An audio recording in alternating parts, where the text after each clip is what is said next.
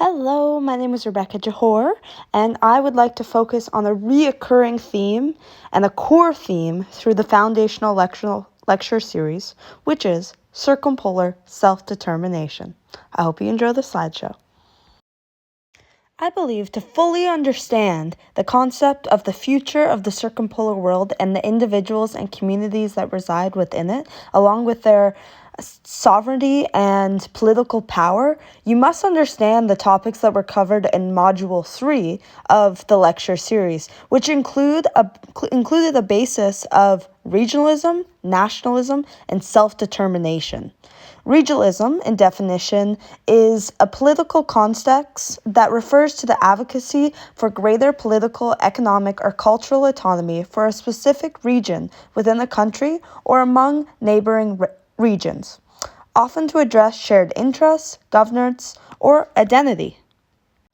For myself, my regional identity comes from Killaloe, Ontario, a very small town. Therefore, I'm very tied in with that northeastern Ontario region, and I identify very strongly with the views and the common down-to-earth lifestyle that many of the people around me have, which would be much different compared to an urban regional identity of Toronto or Vancouver or a Quebec provincial regional identity.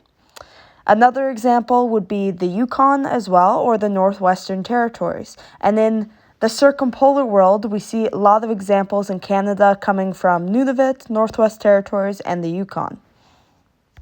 Meanwhile, nationalism is the political identity to a group of people. This comes more in the sense of identity. For example, I'm Canadian. I am also a Métis individual and Mi'kmaq, which means that I involve myself within a community of Indigenous, Mi'kmaq, Métis, and Canadian individuals, and I collaborate with those individuals to form a unique identity together with shared interests and beliefs, much like an individual from Iceland or an individual from the Algonquin Nation.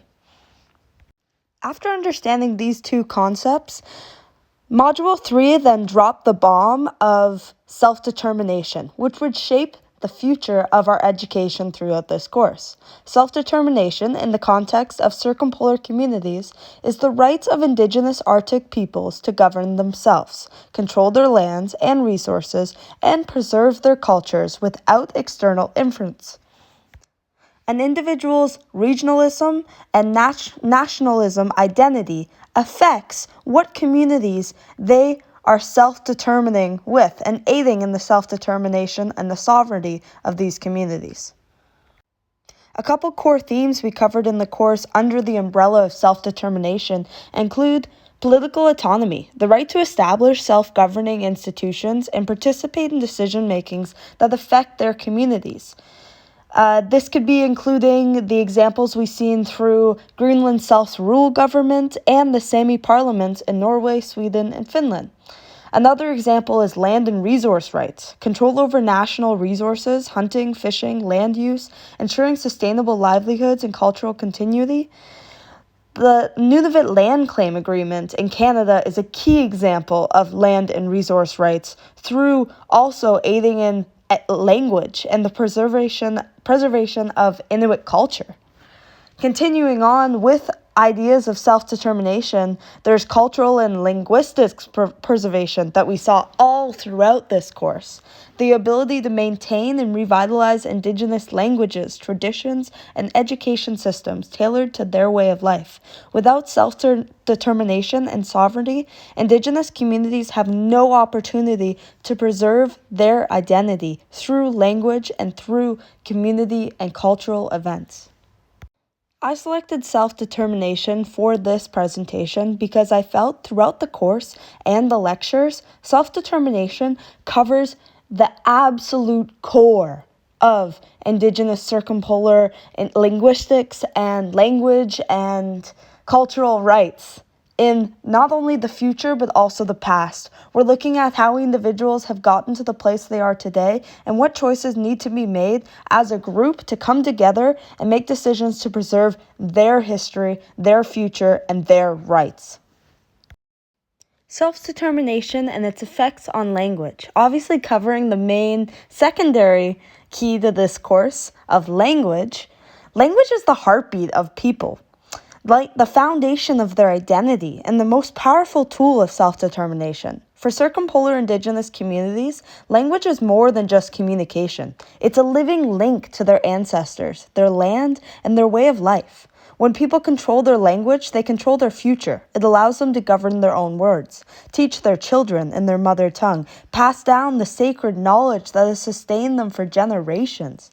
Language is resistance against centuries of colonialism and forced assimilation. It is survival, resilience, and empowerment. Without it, self-determination is hollow. But with it, communities thrive, standing strong in their cultural sovereignty.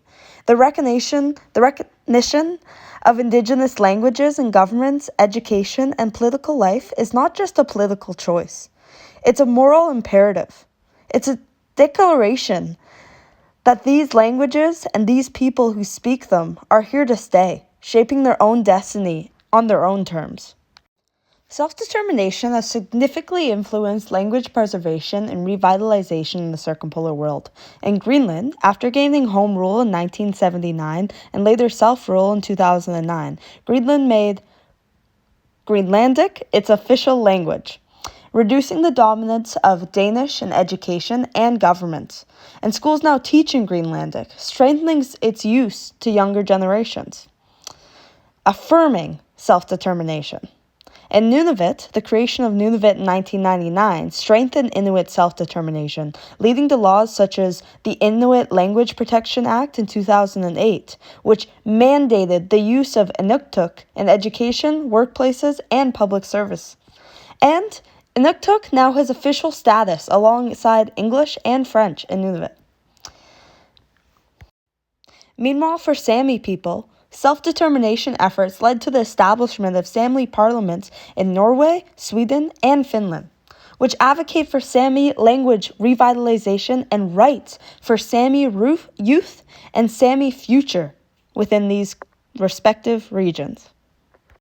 Meanwhile, it's not all rainbows. In many situations, self-determination still needs to be fought for currently every single day.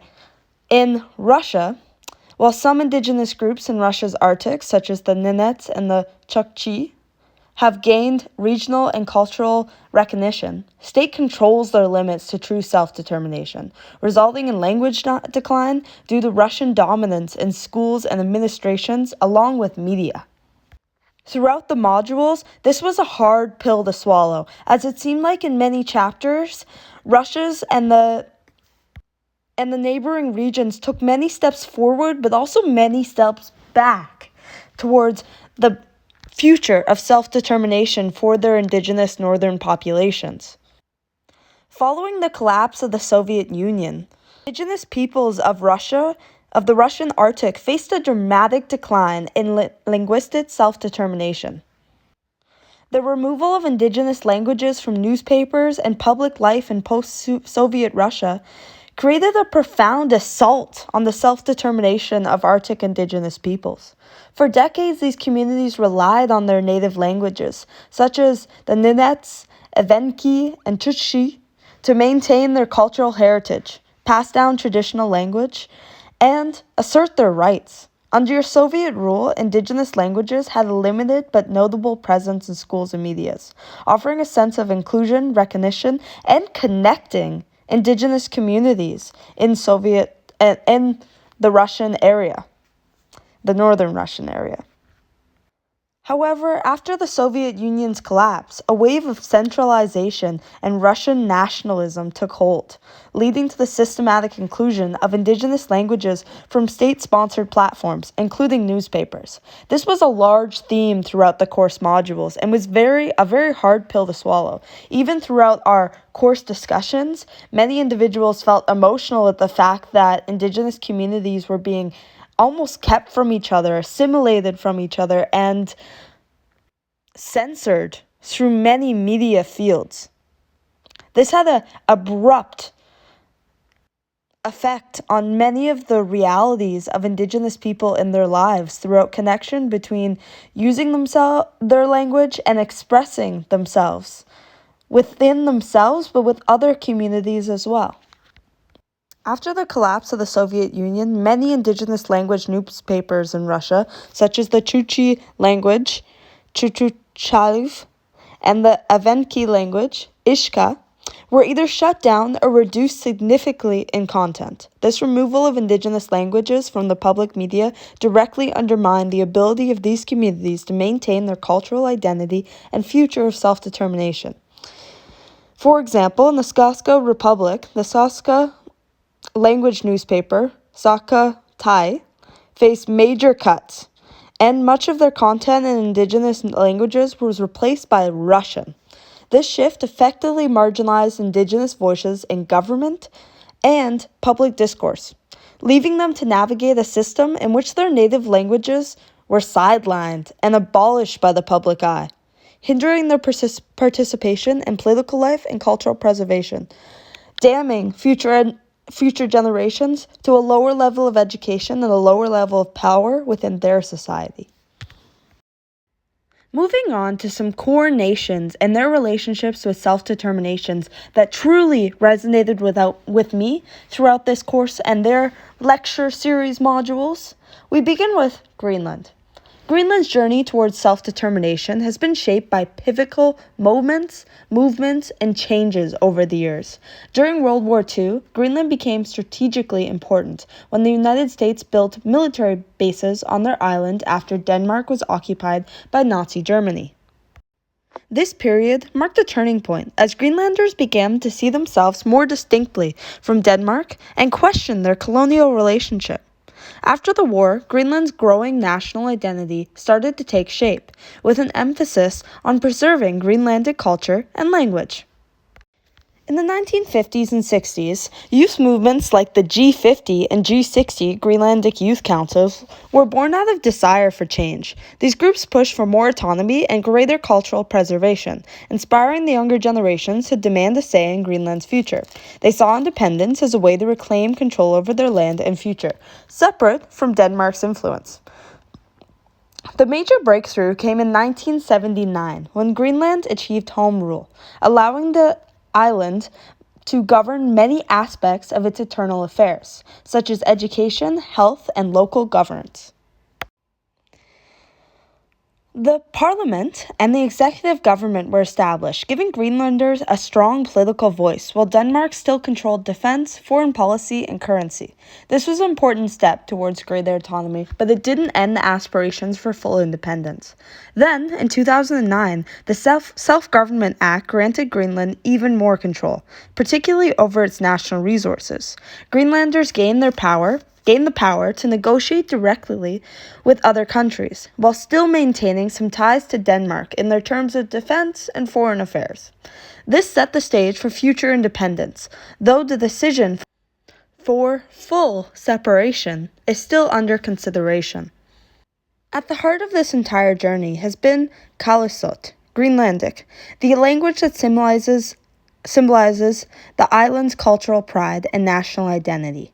Preserving and promoting Greenlandic has been essential to the self-determination movement, ensuring that the people of Greenland maintain a connection to their heritage. Today, Greenland stands on the brink of full autonomy, its future shaped by a combination of political will, economic development, and a deep commitment to cultural roots. However, in recent news media, we've seen many questions by the Americans implementing subtle claims to their needs and wants with Greenland. This is another question on self-determination. However, we'll cover this later in the presentation.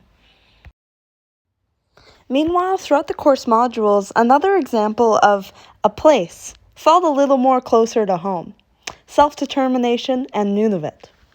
Nunavut's creation in 1999 stands as a powerful testament to the resilience, spirit, and determination of the Inuit people in their fight for self-determination. For decades, The Inuit of Canada's north had been denied control over their land, culture, and governance, while their voices were drowned out by a colonial system that dictated their fate.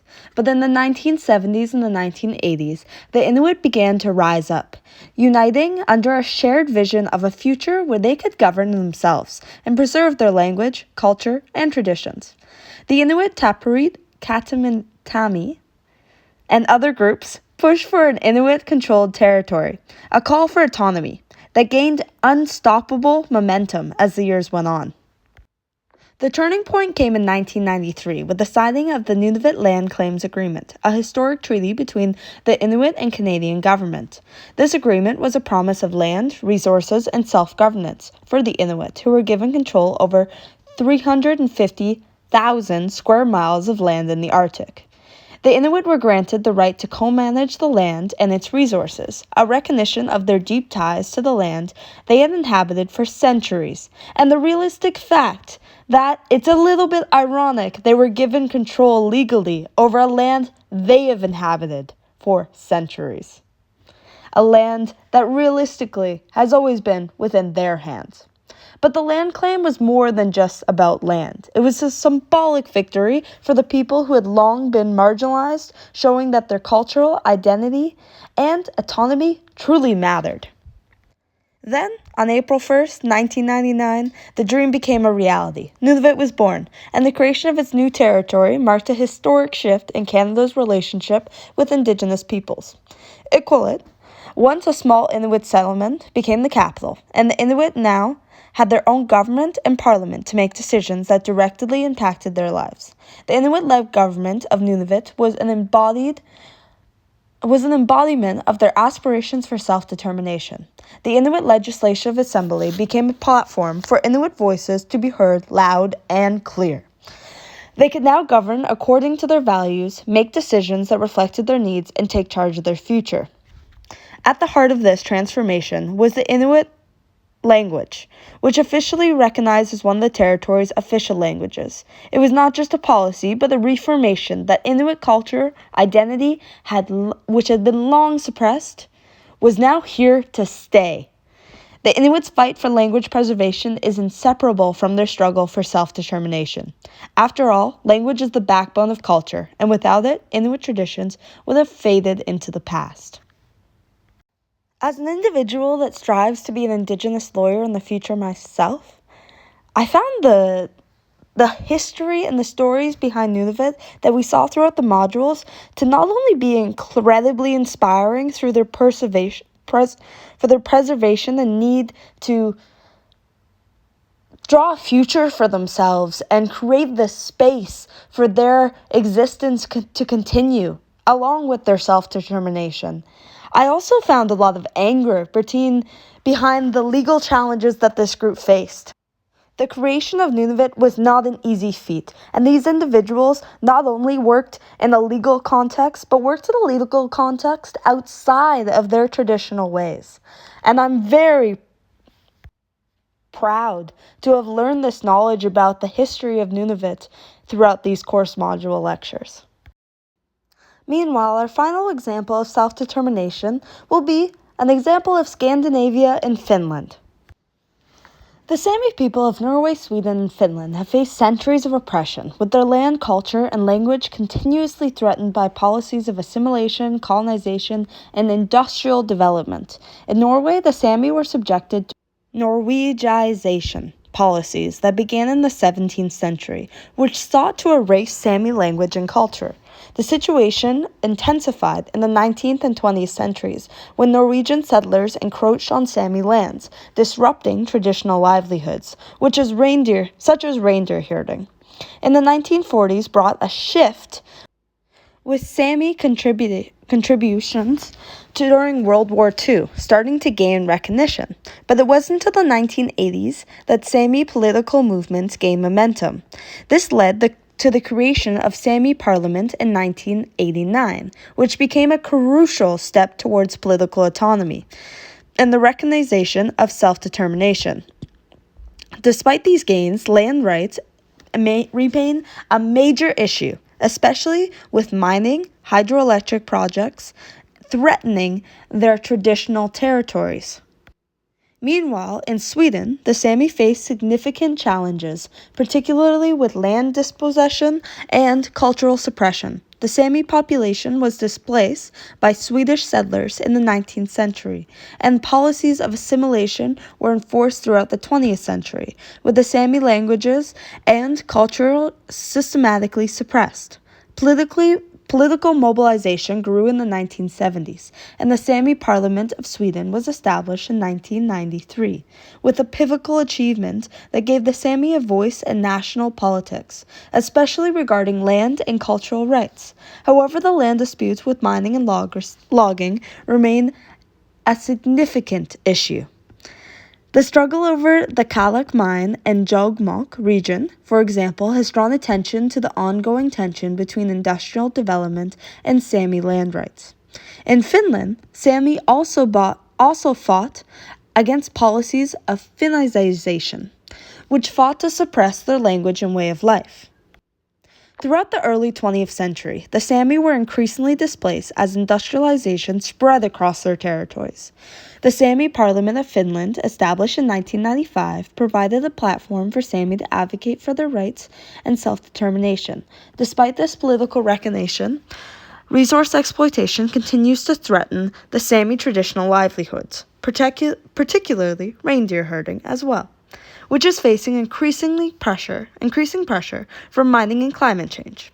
The Sami Language Act of 1992 aimed to protect the Sami language, but challenges remain in ensuring cultural preservation amidst modern development pressures. The creation of Sami parliaments in Norway, Sweden, and Finland is a monumental testament to the Sami people's unwavering resilience in the face of centuries of oppression and cultural erasure. In Norway, the Sami parliament was established in 1989, a powerful victory after years of Norwegization policies that aimed to wipe out the Sami identity. The Sami Association, founded in 1968, led to the charge for this landmark moment, pushing against the tide of colonization that had tried to suppress the Sami language, cultural practices, and traditional lands. With the creation of Parliament, the Sami gained a voice in government, a place to stand tall and assert their rights. But their fight wasn't over. This Parliament has been a fierce battleground in the ongoing struggle for land rights and resource protection, particularly against the relentless march of mining and hydroelectric projects that threaten their ancestral territories.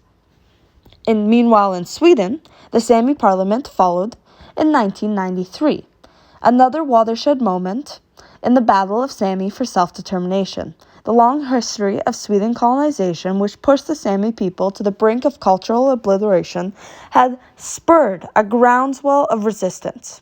The Sami Council of Sweden, founded in the 1960s, fought for reconciliation, and the creation of the parliament was the culmination of years of hard work and hard-won struggles, protests, and activism.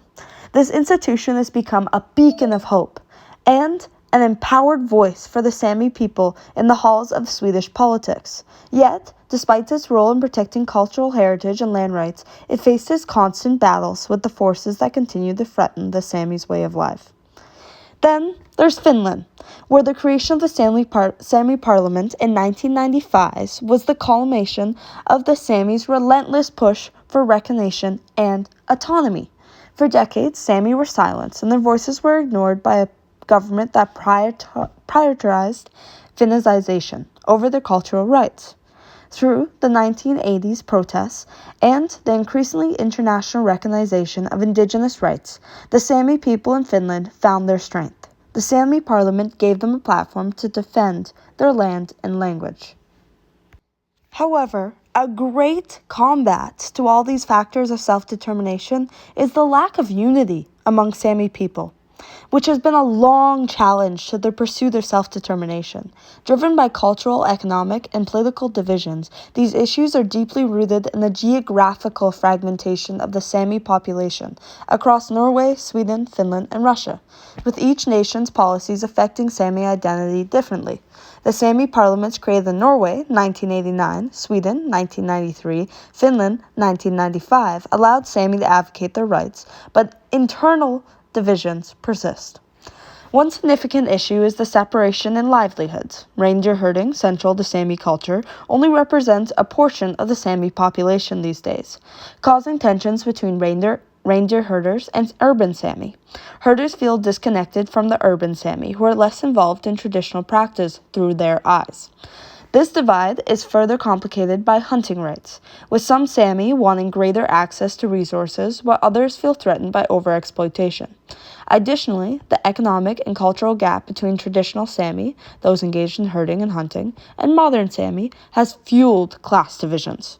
Wealthier Sami, who may be more integrated into national economies, often clash with those struggling to preserve traditional practices. As a result, Sami unity is weakened when it comes to confronting external pressures, such as land exploitation and mining or logging industries.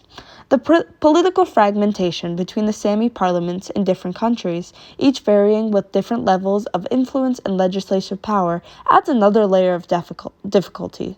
Without unified action, these divisions have created lots of problems in the face of the Sami people for their land rights, cultural preservation, and self-determination, even as they continue to face external threats. Meanwhile, with all these new understandings and knowledge that I gained throughout this core theme of self-determination throughout the lecture modules and their foundational understandings throughout the course, what are my thoughts on how history and the future of self-determination will shape circumpolar futures? The history of self-determination in the circumpolar north is a history of resilience, resistance, and an unbreakable commitment to sovereignty.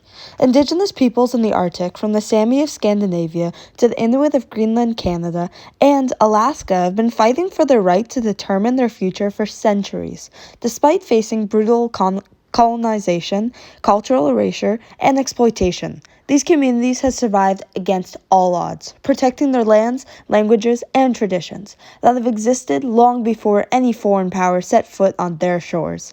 This fight is more than just political autonomy. It's about preserving their identity, their dignity, and their right to self-determination. But then comes Donald Trump, a man who represents everything that is wrong with colonial thinking and imperialistic greed. First, he tries to buy Greenland, as if the Inuit people and their sovereignty are some kind of commodity, to be battered away like real estate. Trump's comments about Greenland were not just offensive, they were outrageous. Reminder that, for some, the Arctic is still viewed as a prize to be claimed. He completely disregarded the Inuit people's right to control their own land and future, as if they were powerless in the face of his imperial desires. But the Inuit are not to be sold. They will never allow their land to be taken from them. As if this wasn't insulting enough, Trump doubled down on his colonial ambitions when he openly floated the idea of making Canada the 51st state of the United States. A dangerous and disrespectful suggestion that revealed his utter disregard for national sovereignty and the autonomy of the Canadian people, especially the Indigenous communities who have fought so hard for self-governance. Trump's comments are not just a slap in the face to the people of Canada. They are a direct attack on Indigenous peoples across the circumpolar north, who have fought to ensure that their lands, their cultures, and their nations are not subjects of some foreign empire or puppet state. Canada is not for sale, and neither is Greenland. The Sami and the Inuit and the First Nations and all other Indigenous people in the circumpolar north will never let anyone, no matter how powerful, take away their rights to self-determination. That is what I've learned throughout this modules. We need to be aiding in this fight, not assisting some man who's perceiving himself all about the media as some futuristic thinker. Trump's reckless rhetoric is a stark reminder that in the fight of self-determination is far from over.